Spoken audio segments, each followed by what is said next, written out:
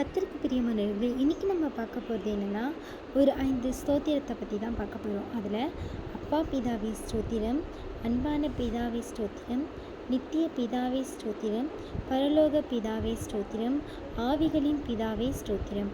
அதாவது ஆண்டவராகிய இயேசு கிறிஸ்துவை நம்ம கூப்பிடுகிற அந்த அன்பான வார்த்தையானது அப்பா பிதாவே ஸ்தோத்திரம். அடுத்து அன்பான பிதாவே ஸ்தோத்திரம். ஆண்டவராகிய இயேசு கிறிஸ்து நம்ம மேல் காட்டுகிற ஒவ்வொரு பாசத்தையும் நாம் அவருக்கு போற்றக்கூடிய ஸ்தோத்திரம் அன்பான பிதாவே ஸ்தோத்திரம். நித்திய பிதாவே ஸ்தோத்திரம். இந்த உலகத்தில் நமக்கு நிரந்தரமான ஒரு பிதா இருக்கிறார்னா அது இயேசுப்பா மாத்திரம்தான்.